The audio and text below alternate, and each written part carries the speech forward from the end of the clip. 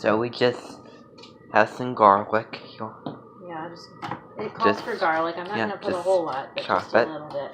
And it'll cook down a lot. So when you're getting garlic, you crush it with your knife, flat end, and then you just chop garlic. Very good for you too, so we're going to use it. Grandma doesn't like it though. I know, but we're not seeing anybody. Yeah. It's just the three of us, so. That's what I figure, I can smell that garlic combined with beef now. Would you like to get me that bag of onions? Just grab the bag. Okay. And then pull a little onion out for me. Okay. Oh, there you go. Oh, okay. We'll use that. Just the onion. Yep. And then here's what I'm gonna just use.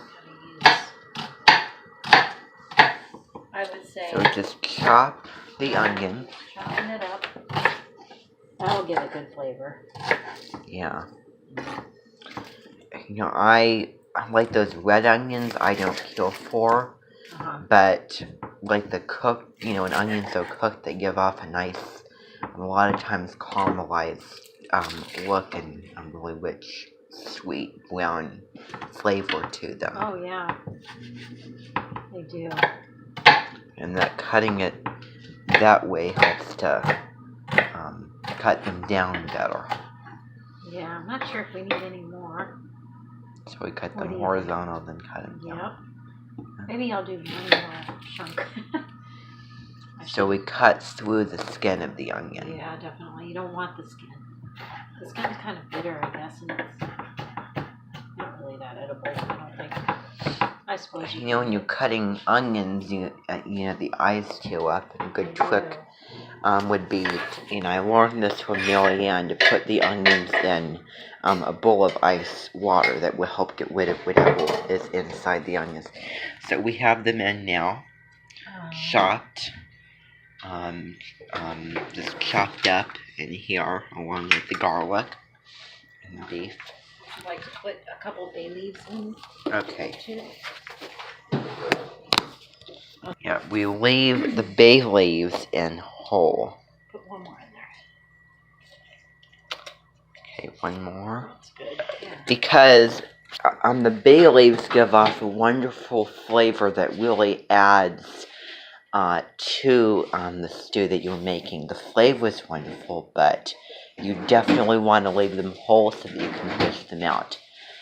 Even if you cut it up in bite-sized, just little pieces, don't do that, because if you accidentally taste one, then it could be you going to the emergency room. It's really bad, and it's not wise and safe to do. So they're unedible in that way. So leave them whole, that way they can be fished out after they added flavor.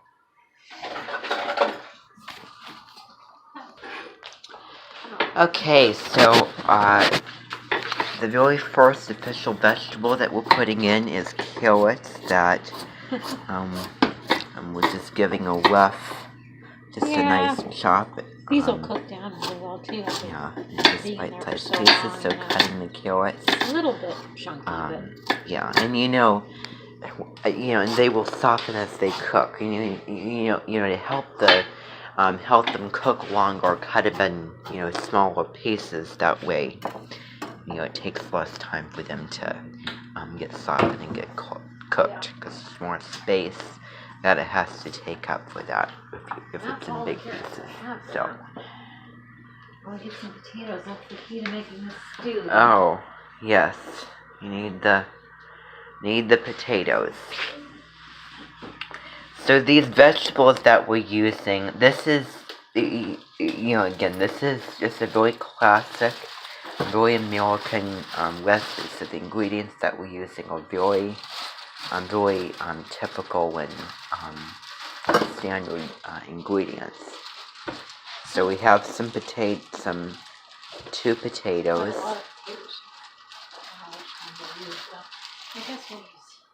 So we're using 3 potatoes for this. I gotta peel this one. Let me just Are they cut this. easy to peel, though? Yeah, they're pretty easy to peel. I want to get this in there pretty quick, so I'm going to go kind of fast. Okay. And then The peeling of the potatoes. it takes about 4 hours on the slow cooker, so. Yeah. So, this is all happening early in the afternoon. You're going to come back later to serve it. We're doing all of the preparations for it now, and then later on, join me back to taste it.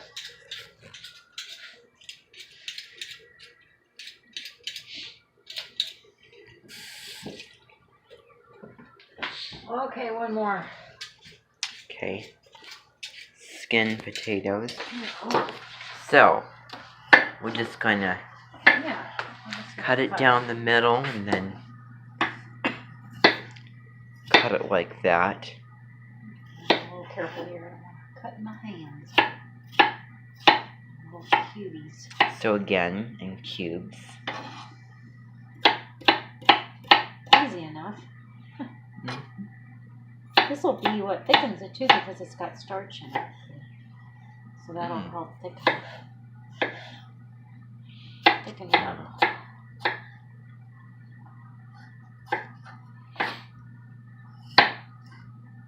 Well, I guess we'll just.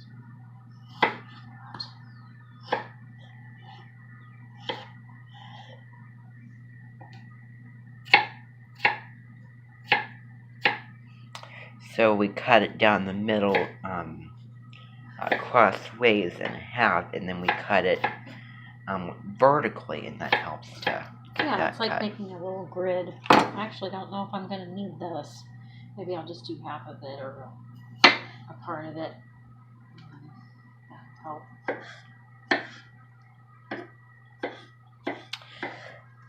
You know, it's all about gauging and seeing. To balance everything out on the ingredients and knowing how much you need. Okay, along with the amounts of the other ingredients. Would you like to go in the pantry and get a can of says petite diced tomatoes, please? Okay. This beef base. Okay, so we have petite diced tomatoes that we're going to be using. So tomatoes, this is all, again, typical ingredients that we're using. And the tomatoes, and that will add a nice, another layer of flavor, really fresh flavor to this. So Frozen peas. that'll be part of what flavors the cake. Frozen peas. You're not a huge fan of peas. And if you're making this in the summertime, you could use the ingredients from the garden. So we have the tomato sauce that we're just going to add in to everything. So the carrots, the potatoes, the peas, the tomatoes, the beef, the bay leaf, garlic. There's probably salt. Then we need this stuff, which is, and we need so just the whole can of tomatoes. Yeah, and then we also need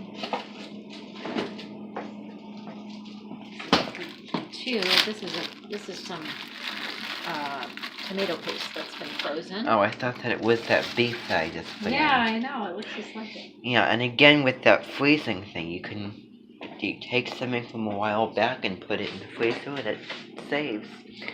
And then, so we're having to can tomatoes, and then we're also adding tomato paste. And then this is beef base. Smell that which is tomato. Like a concentrated beef thing. And I might need to add. Let me just see how much it's asking for on that. So, what is tomato paste made from? Do you know? Tomato paste. The tomatoes, they just concentrate the flavors and let it dry and Yeah. So the concentration and the drying of them, and then they process it. Yeah, they don't really. I guess they just. Not entirely sure. Now I don't have entirely what I need for the beef base, so I'm gonna add some beef broth to just beefing it up a little bit. I'm gonna add about a cup Beefing and it a half. up. Beefing it up, man. Beefing it up. I'm just gonna add a cup and a half, and I'm gonna top it off with Okay. the 2 here with the water. You need 5 cups of liquid, Okay. ultimately. So let's put in, here's 2 cups. I can already kind of smell it a little bit. Would you like to maybe stir this up a little? Yeah, Kinda just get to it- combine all the things together. Yeah, you can use that, I guess. Okay. And we'll add some salt to it as well. So this is all. This is the beef stew here that we're just combining everything together to get all of those ingredients infused with each other. There's another 2 cups. So, and that's water. That's just water this Okay. time. Yeah, and it will add to the liquid quantity of this. I may just keep it to the 4 cups and I'll add water. It's supposed to take 5, but I find sometimes it's not thick enough for me. So I'm just going to add 4. And so that way we can always add water. You can't take water away, but you can always add water, you know. It was, Okay, so now we need half a teaspoon of pepper. okay, again, the seasoning of this. You can see how this is really turned liquidy, all those I'm gonna add the ingredients. pepper. So some pepper, and let's mix that in. How much pepper? That's about a half a teaspoon. I guess. Okay. And now I'm just going to add a full. This is a good. Now this beef broth is unsalted. I'm going to add one more little bit there. This will melt, Okay. and so will the beef. Yeah, and that tomato paste is in its chunk again. So we're That's going to okay. let this cook. Well, we're just gonna let it sit. And that can be plugged in, and that's how it's gonna. Yeah, you know what I'm going to do? It's I'm kind gonna of, put it- it's kind of slow cook. Let's put it over here. And we're all done now. We're all done. Now it's Okay. pretty much just a waiting game. Okay, and so we're going to be waiting until dinner time, and again, join me next time when we get the table ready and I taste it for you.